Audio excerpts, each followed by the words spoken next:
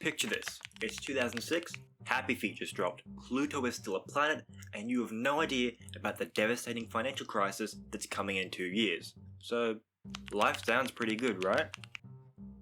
But there's one big problem. Well, there's a few problems, but we're only here to talk about one of them. Every method of listening to music is, frankly, terrible. Downloads are painstakingly slow. If you wanted one song, you had to pray to the internet gods, or else risk giving your family computer a terminal illness. Radio stations tended to miss the mark, and buying physical copies cost money you probably didn't have. This problem frustrated millions of people all across the world, including two Swedes, Daniel Ek and Martin Lorentzen, the protagonists of our story. In the icy heart of Stockholm, Sweden, these two young entrepreneurs were sat in their apartment for hours at a time, brainstorming their next big business project. To pass the time and probably procrastinate, Ek says they spent a lot of time listening to music on his PC. But trying to listen to music was described as cumbersome, and generally just a lot of effort just to get some mediocre audio quality. For most people, this was just an annoying part of life, but for Ek and Lorentzen, it was a challenge. What if music could be instant? What if it could be effortless? What if it could be, dare we say, free?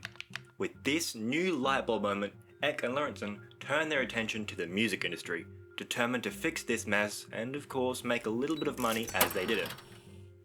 2006 was the perfect time for an industry shake-up too, since the whole music world had been in quite the freefall, to say the least. Global music revenue had plummeted from $25 billion in 1999 to just under $20 billion by 2006, which is a pretty crushing decline for any industry. To make matters worse, online piracy had taken over thanks to a little thing called Napster, which had been wreaking havoc on the profit margins of the music industry. Labels were cracking down hard, but Napster was just always one step ahead. To me, that sounds like the perfect breeding ground for change. Ek and Lorentzen seem to agree. The idea was to create something as cheap and as easy as piracy.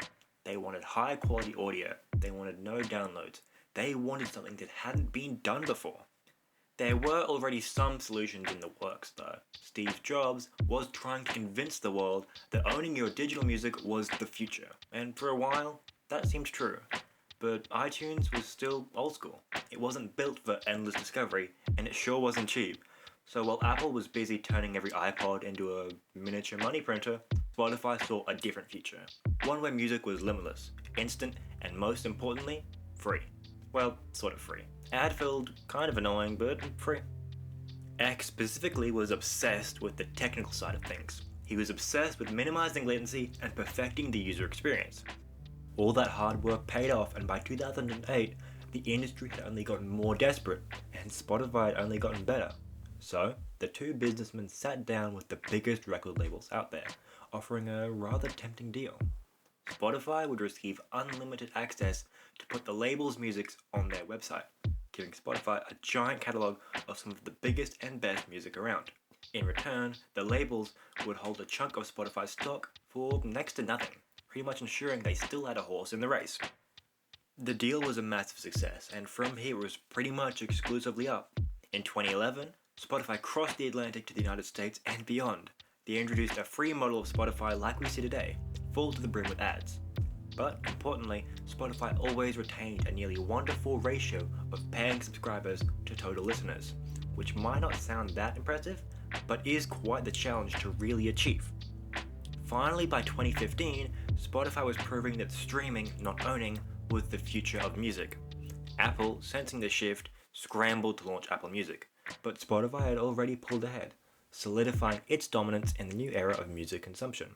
This was largely achieved with incredible improvements to the user experience. For example, they introduced personalized playlists such as Discover Weekly, which gave users new music every week, or if you wanted some nostalgia, you could look into your time capsule, which gave you all of your embarrassing early teen angst packaged into one playlist. Safe to say, Spotify had revolutionized music streaming. It had gone from a small Swedish startup to a global giant, dominating the music industry with an unmatched user experience and an irresistible value proposition. It had battled piracy, reshaped the music business, and stood tall as the leader of digital music. But it feels like we're forgetting something, doesn't it?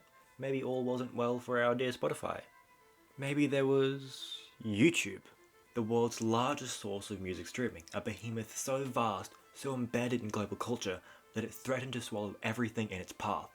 Free, endless, and omnipresent, YouTube wasn't just another competitor, it was the ultimate challenger, an unstoppable force looming over the music industry with a grip on artists, labels, and listeners alike. Despite all the work, despite crafting the perfect algorithm and a brilliant user experience, Spotify still had to sit in second place. And that's the brutal truth. The battle for music streaming supremacy wasn't about who had the best features, the slickest interface, or even the best deals with the record labels. It was about habit. And for over a decade, people had already been trained to go to YouTube for one thing: everything. But speaking of YouTube, thanks for watching this video. If you enjoyed, be sure to like the video and subscribe to see more. This has been ENVEE.